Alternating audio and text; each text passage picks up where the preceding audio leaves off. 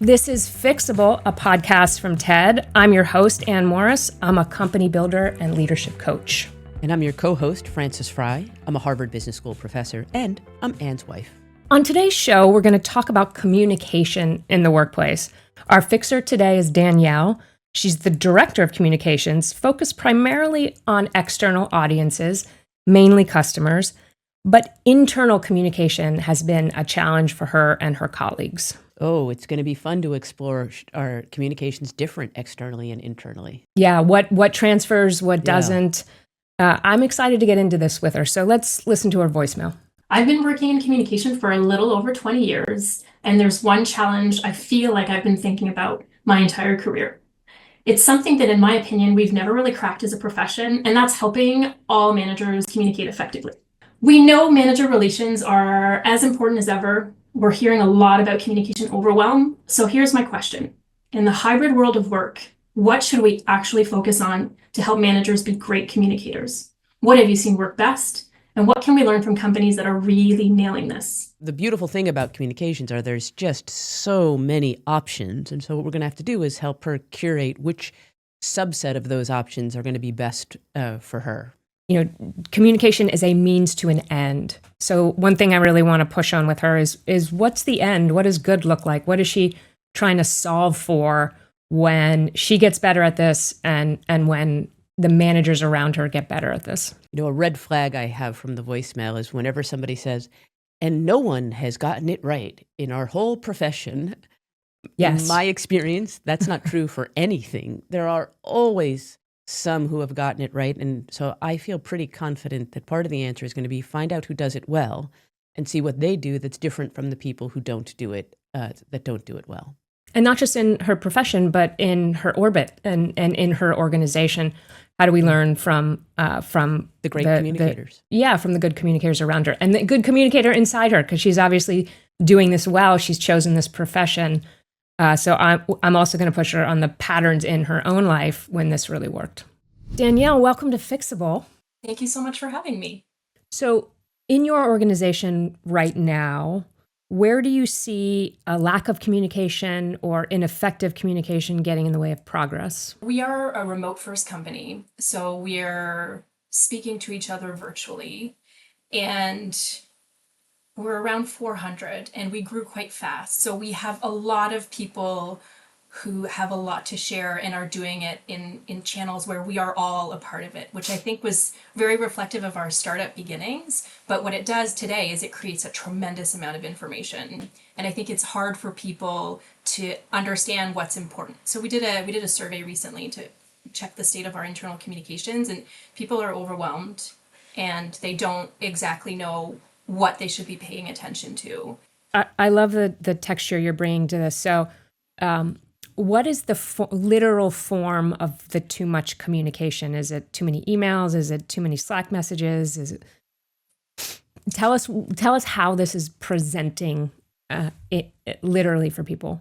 So it's too many Slack messages in too many Slack places is the primary feedback I am reflected, or that's reflected to me. I don't know which ones to be paying attention to, and what is the information that matters most, and then how does it apply to me in my role, making that connection, because they're consuming in all kinds of places and it's not necessarily coming through is more, I think what we're hearing is challenging for people. And if I can, at the other end, twice a year we bring all of our employees to Montreal, which is where we're based, for 2 days, and it's the feedback from the clarity that they get in these two instances is huge. So that's the other end of the scale. People are saying, when you do that for me, I am so clear on where we're going. I understand how I contribute and I'm so excited.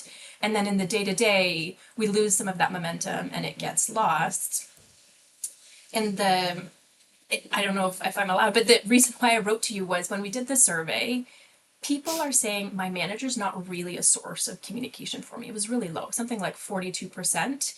And I've never seen that before. That's really uncommon. Our listeners will have heard us talk about a framework for diagnosing underperformance. Essentially, it comes down to three things. Is it a capability issue? Is it a motivation issue? Is it a license issue in the sense that people have the freedom to perform in the way you want them to perform?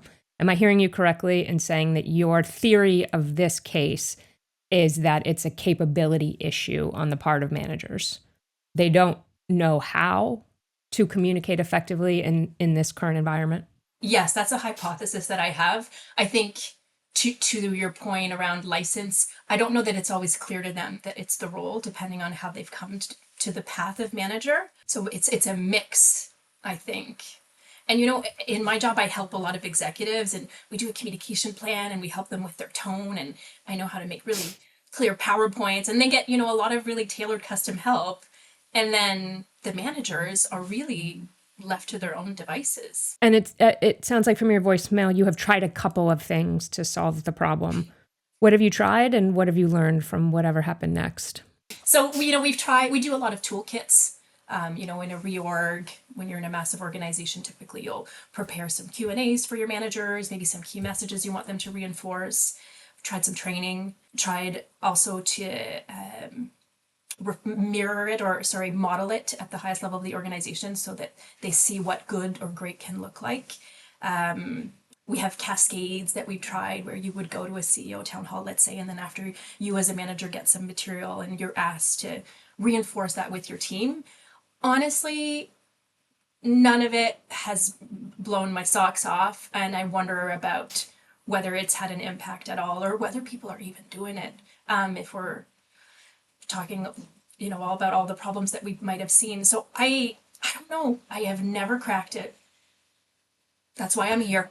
I want to close the kind of interrogation part of this conversation. So Danielle, what were you hoping to get out of coming on the show today? To know, is there a practice, one thing that we could start today that would help our managers be better communicators? Or, I'm a listener, and I know sometimes you guys have an example from a company that's nailing it. Is there someone out there that I just don't know about that's just nailing manager communication, and you will impart that knowledge to me? Beautiful. Thank you for being a listener. We love talking to our listeners. Good. And engaging deeply in this way. So Frances, summarize for us where we are. Yeah. So the existing way that communications have been designed is ineffective. A hypothesis is that it's the managers that are being ineffective. We're going to test that hypothesis. I think that there's probably some other hypotheses that we'll be able to bring into it. But we have variably effective communications, and we want to reduce the variability in that effectiveness is where I see it, which makes it a very classic problem. Here's the good news. There are pockets of excellence. So when somebody comes to us with no pockets of excellence, we got to go look outside. I don't know that we have to go look outside. I think we're going to get a lot of answers by looking inside the organization and by using our tools on the capability, motivation, and license. Danielle, what's your reaction to that summary? I feel like I was for 1 second defensive about the variability of the effectiveness of the communication, but it's true. It's true. Because I'm very glad to hear you reflect back that there are pockets of excellence. So I have this problem that I had diagnosed as it's my manager communication, but I think you're right in saying that it might be a bit broader than that. But that we're doing some things great. And isn't that wonderful? We just have to make that contagious. And if you want to ask me the follow-up question of how confident am I that we're going to come up with the solution, 100%. I like those odds. All right, so now we're going to move into solutions here. I'm going to give us 2 jumping off points. Organizations are perfectly designed for the results that they get, right? So it's people sometimes feel attacked initially, but there's so much good news embedded in that sentence, because if we go back, if we take a design thinking approach to this and we tweak some of the inputs, then we get different outputs. So that's, I think, where we're going to start. But I also want to give us, for inspiration, one of my favorite quotes from George Bernard Shaw, who said that the biggest problem with communication is the illusion that it has taken place. So really judging our effectiveness by not how hard we tried, but really whether we have evidence that it's actually occurring is, I think, another key principle in this conversation. Sound like reasonable starting places? we believe you have a lot of stamina. I mean, if I can go right to the punchline, you might even have too much stamina. So we're going to try to take away some of your stamina so that we can get confronted with the problem a little bit more quickly so we can solve it. Yeah. Your willingness to absorb pain Too high. is too high. Too high. Yeah, hi, how do you know this already about me? because we are professionals. We're the professionals. Yeah. I have a couple of diagnostic questions.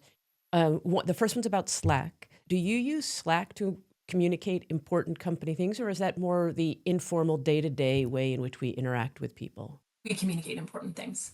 Okay. And then are there Slack channels for unimportant things? Like, is there the cats versus dogs Slack channel? We certainly do have those. So, Francis, Yeah. channel your enthusiasm to getting us started here. Yeah. I see the glint in your eye. No, I have a glint in my eye, and it was at Cats and Dogs on the Slack channel that really that really did it, because that's the question for how much variety is used on this channel. So the notion that the channel because I can subscribe to as many Slack channels as I want, and Danielle probably doesn't even know. So she doesn't know how many cats and dogs channels I'm subscribed to.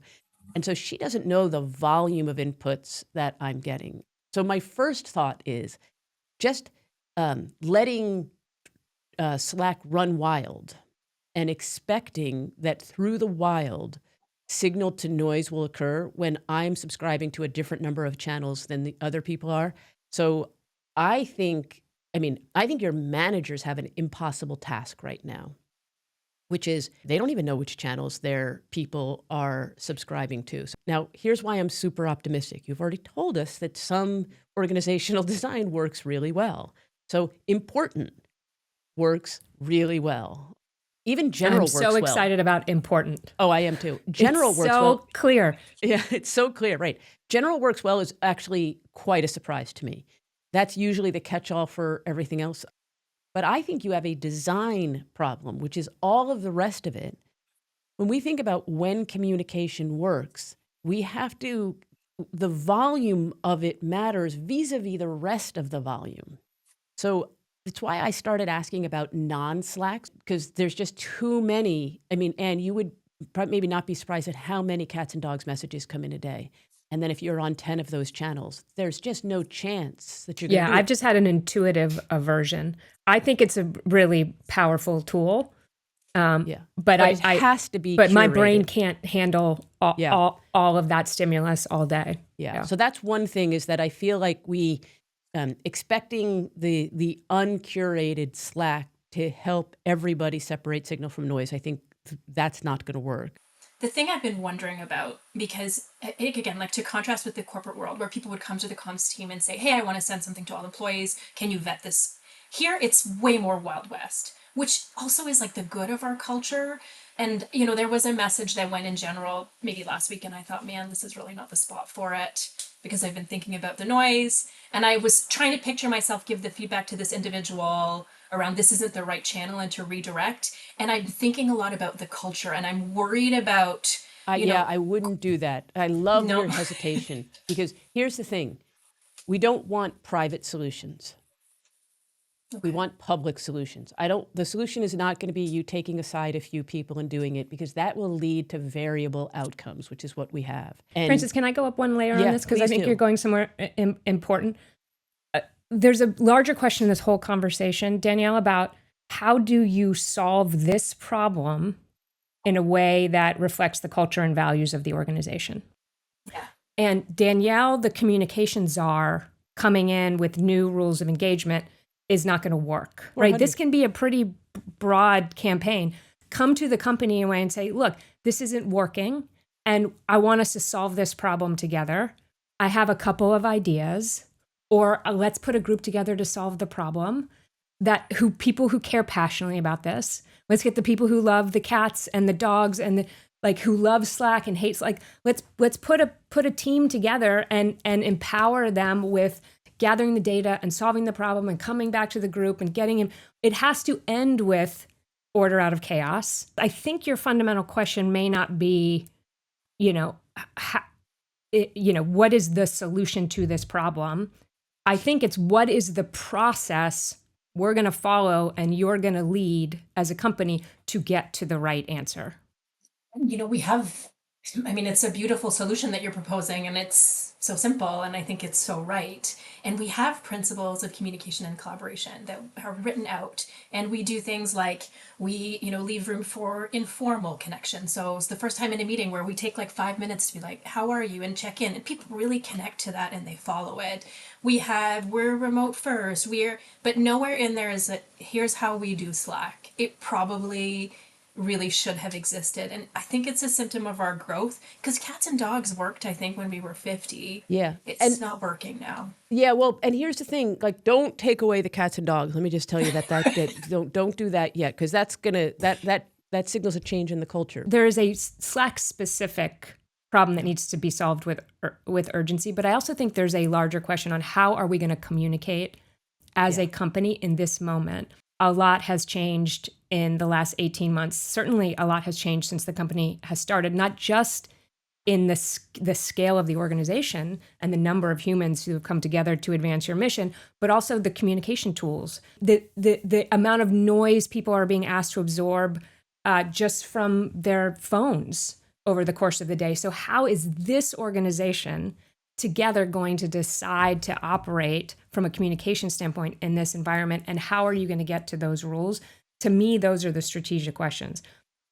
Francis hears me talk about this quote all the time, but E.O. Wilson, when he was asked, what is our problem as a species, he said, we have prehistoric minds, medieval institution, and the technology of the gods, right? So our prehistoric minds are not evolving very quickly. We're still stuck in the Paleolithic age, right? But the technology of the gods is moving at an astonishing pace, and that includes communication tools.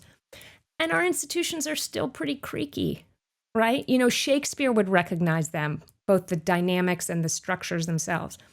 So how do you as an organization and as a communications professional take responsibility for that dynamic? That is the question that's in front of you. And I think it's bigger than Slack. Let me also offer another one, which is that what we know about communication, and your communication challenge is greater than the typical organization because you're all remote. So here's what we know about great communication. It's not enough for me to tell you the important message. I have to understand the important message so deeply that I can describe it simply. And most of us stop way short of that. And we describe the important message in a complicated, relatively long way. So if I was going to say, what's the training that the organization needs? It's on deeply simply communication, which is that one is we got to figure out the channel to send it to, because at some point you just can't win the volume game. And the channels work in your organization. But the other one is, I bet important things are communicated in what I would call complicated form, which is either, lots of detail or lots of length. And so that's the second thing I would offer, and I'd love to get your reaction to it, is if an anthropologist came in and observed the organization and its communication of these important things that are not in the important channel, what grade would the organization get on deeply simply communication? Like when the managers are communicating, when people are communicating, how much opportunity is there to get better at that, is my question for you. I think we have too much complexity. We say things once, and we're things like, once. Yeah, that's another category. Yeah. That's not good. And we're really afraid of repetition for some reason. We think it's boring. That's a hill I will die on. I talk about repetition all the time. But then I think we do too long, we do too complicated, we don't repeat enough in many pockets. So to your point, the communication chain, we're blaming the manager, but you're right, it's a failing from us originally, and there's so much room to grow there. Yes. Just so you know, Danielle, the research backs you up totally on that repetition point. So keep the campaign going. Yeah. Particularly smart people resist it. But that is the way, as the environment gets noisier, that is the way that people are able to absorb what's important, when you keep repeating it. And how well it's landed is if I randomly ask 3 people to say it to me and they say it in 3 different ways, it didn't land well. And that's why we need it. So that's on that part. All right, so friends, give us a pep talk on video. Okay, so here's the thing about video. Your 1.7x is exactly right. But here's what you might be surprised about. When we test the retention of people of the content that was in the video, people that listened to it at 1.7x retained more than people that listened to it at 1x. Really? Isn't that awesome? That's And so so you can, interesting. it's super interesting. So 1x is good live because we're processing all of the other stuff. But on video, most people, I'm still talking to you as if we're live. If somebody watched the video of this, if they sped it up, it would hit their brain better because they don't have to process all of the surround sound. So it's usually around 1.5, 1.7 was so close to it. So that's the first thing, and you can test it. But that's the first part. So I actually consider that a feature, not a bug. So here's the beautiful thing about video versus live even. If I play back a video, let's say that you had an hour live meeting and I missed it, but I get to watch the 1.5x. Well, it just took me less time and I'm going to know it better than the people that were there. That's what I want you to fall in love with about video. Video can be higher effectiveness than other ones because we can speed it up. And that's what hits our brain. Now, here's the other fun thing. Audio is better than video. So create the video, but realize that most people will consume the video as audio. So some people will consume the video as subtitles. And we usually consider subtitles an afterthought. Make sure the subtitles are right. I can't believe how many organizations have the subtitles wrong. Make them right. But when people are consuming it as audio, so the people that have the highest retention are listening to the audio at 1.5x while they're in motion. Hmm. So what I should do is listen to the video, not watch the video, while I'm on a walk or a run. That's when the highest retention comes in. So you see already, like the new technology gives us, if we look at the biology of how things work, it opens up so much more potential for doing it. Because now look what just got freed up on my calendar. You had to spend an hour. I get to watch it at 1.5x and I get to exercise at the same time. My calendar just became much more appealing than your calendar. Those are the unlocks that we want to look for. So each additional channel, and I'm going to ask you to respond to that, and then I'm going to give you even another channel. But I'd love to hear your reaction to the video. So first, the audio. I live it. I live it, and I know I'm not a case study for everyone, but I love podcasts, and I do it while I'm doing other things. I'm doing laundry, I'm doing dishes, I'm going for walks, and you're right. I do. I mean, I'm listening to things I'm interested in, but I am absorbing it really deeply, really fast. Intimately, because you probably have headphones on. Like Yeah. there's some intimacy associated with it. Now, but here's another thing. The ideal length of a video, unless you are super varsity, and I mean really varsity, the ideal length of a video is about 5 minutes. 5 minutes or less. So if you have, a message, like let's say you guys wanted to come up with a communication, a talking head for 10 minutes, you will be embarrassed to watch the drop off, but you won't be surprised to watch the drop off. So for video, you've got to do so many things. You got to zoom in, zoom out, have the summary come up in the block words. And if you can, break it up. So it's its own art form. And as a communications professor, communications professional, you know that. So we have to treat video as the superpower it is, but the art form that it is. And it has to have really intelligent design. And I have to tell you, the people that are good at this, it's so good. And watching good videos, I mean, look at what happens on YouTube. Like, I have to assure you, the videos are good. My kids stay on YouTube for a very long time. We want to bring that intelligent design. Video is a super well understood topic now. Don't ignore it when you go, embrace it when you go to your own corporate communications. And by the way, make sure that your designers are like no older than 30. Just to make you laugh, I want to do a really fun video, and it's inspired by pop-up videos. Do you remember that from MTV? I sure do. So, And that tells me how old you are, goodies. Danielle. And well, you and I will appreciate that. Bring some, Just bring some scrappy, friends. bring some young friends. Bring Yeah. some young friends. Oh yeah, I would say we're probably in our 30s now. Okay. I'm beyond that. But and my Gen Z watched pop-up video. She says She's learning so much about the past with me. Yes. So that's, I think, so the video one, I think, can be a great unlock. And again, just giving it to you there. Now, let me tell you. Francis, Oh, can I just yes. check in with Sorry. our So sorry. we've thrown a lot of stuff at you, Danielle. I'd love to know I'm loving what's it. landing. Are you getting what you came for here on Fixable today? Give us a little feedback. We are Hot, not having cold, the where are we on the map? Yeah. We're not having the conversation I thought we would, but I'm getting so much out of it. And you're right. And it's confirming some of my instincts and it's pushing me to go further on others. It's giving me good talking points because I'm going to say Anne and Francis said it in my organization, which I love. No, I'm so excited for everything you're it's so bang on. This is why you're the pros. I'm really pumped about this. You've got me pumped again about my job. I mean, I am Yes. always a little bit pumped, but I'm extra pumped. That's our favorite metric of success. If we get to send people back out in the world more excited to do their jobs, then we feel good about doing ours. Can I give a final frontier? You may give one final frontier. suggestion, And then this is Francis it. It's Fry. the last one. And it's inspired by your technology of the gods. AI is going to be a really good solution for you. Yes. Because when you put all of your internal documents into an AI bot that people can query, and then they can ask it questions, and then they can say, please summarize it in 2 sentences. And the thing about an AI bot, which is all companies will at some point have all of their internal documents and all of their messaging that will also reside in the AI bot. And you can, behind the scenes, see the questions that people ask. You don't know who asked them, but you can see the questions that were asked, the answers that were given. And if you don't like the answers that were given, tuning the AI bot is putting in a memo that gives it a different answer. And then that will be the one that happens. Because when we teach people how to use AI, and we have to teach people how to use AI, you can ask it a question of like, what's the best way to communicate? And it'll give you a long thing and say, can you summarize that in 2 sentences for my boss? Can you make it punchier? Can you use simpler language? Can you use it in the context of this? Like, I believe AI is going to solve so many of these problems.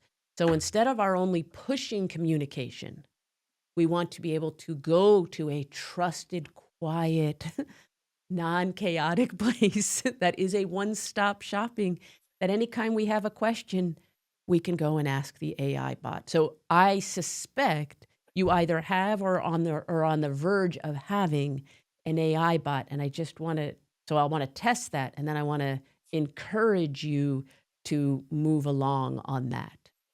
And we're pretty far along. We're building, that's part of our product. So we're very high adoption. And one of the first things we did was we moved our intranet from SharePoint into Confluence. And Workleap AI is the tool that we use, and people can, we're seeing it.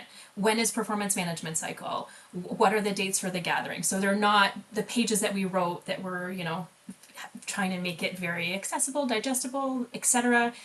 That's not how people are consuming the content already. I think it's like 20%, pretty Yeah. strong. So it's changing everything for Yeah, sure. but here's the thing. They're just going there for factual information. Yeah. We find that you have to train people on how to use AI in a more sophisticated way and ask it more sophisticated questions. And so that will be a fun thing to do, is to reveal to people the power of what you can, and show them the prompts and what can happen, and help unleash their using it. So you have them using, I would call it level 1. You want to get the organization up to like level 3, and they will be delighted. Once you've set them free with it and they understand what they can do, there's no putting it back in the barn. And also push yourself on your own adoption curve for these tools, which are literally getting better every single day. Daily. And how are you integrating them creatively into doing your job better, faster, in more interesting ways? Danielle, did you get what you came for on Fixable today? I got more than what I came for. This was delightful. It's not a fair question, but we're still going to ask it. You are such a delightful thought partner. Oh my goodness, yes. Thrilled that you reached out to us, and we are super optimistic that you're going to make fast progress. You are exactly the right person to do it. You have optimism and can-do spirit, and so I'm really looking forward to learning which specific things worked out in practice in your beautiful organization. 100%. I was thinking a lot about your lovely colleague, Sidal Neely's research with Paul Leonardi where they just followed companies around and leaders in company and just recorded every communication they sent and received.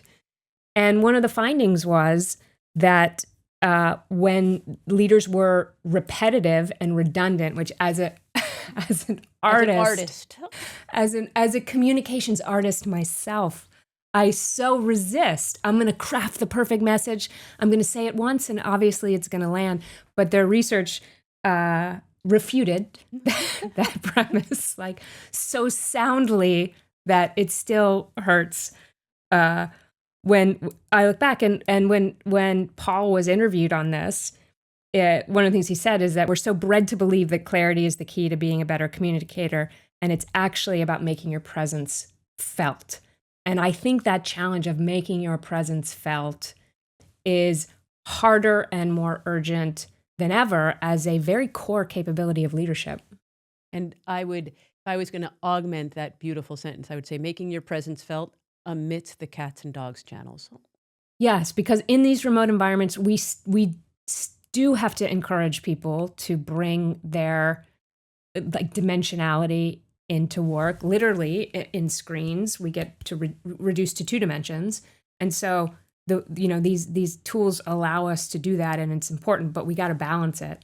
Yeah, and I think clear rules of the road is the way to do it. And I'm everyone's feeling this pain, and that's why I'm optimistic about any subset of them that you say you solved the problem. They're all feeling the pain. They all want the problem to be solved. Yeah. And so I think you can have a lot of faith in a bottom-up solution for a lot of these problems. And how you began is, I think, exactly the right part, which is we are getting the reliable outcomes from the design. We just probably weren't explicit about the design. We were implicit. So we're going to take responsibility for being explicit, and then we're going to pivot the design and learn, just like any good experimentation. So, Frances, what did you like about what I said? Well, so this is going to be a feature of our debriefs. Yeah, so I'll tell you what I liked about yours. So order out of chaos, when I was going into the weeds and you brought us up to the order out of chaos, and it's just that for all of it, I completely. That the technology is advancing at a much faster rate than us. So what are we going to do about that? I loved that part. Listeners, this is our Scooby moment. This is our Scooby snack. So in earlier seasons, you probably heard us talk about the power of Scoobies and catching each other doing something right. And we do, and the reason we do it is so that you can know to do more of it. Right. And when you noticed me getting super excited and I was going to go and go and go, and then you were like, let's bring the listener in. Let's bring the caller in and let's ask them how it's handling. So I thought that your way station, your markings, putting up the signage, and controlling me a little bit, because I can be a whole lot of puppy when I get excited, and you helped me pace it, and you also helped elevate it. And part of the solution to a whole lot of puppy, which we all can be, is 1, self-awareness, but 2, bring people around and give them license. To put say, up some guardrails. Can I just step in here for a moment? Yeah. Co-produce it. Yeah. All right, Frances, we're going to leave it there. Thank you so much for listening to this episode. Your participation helps us make great episodes just like this one. So please keep reaching out directly. If you want to figure out any questions about your workplace problem together, send us a message. Email, call, text us at fixable@ted.com or 234-FIXABLE. That's 234-349-2253.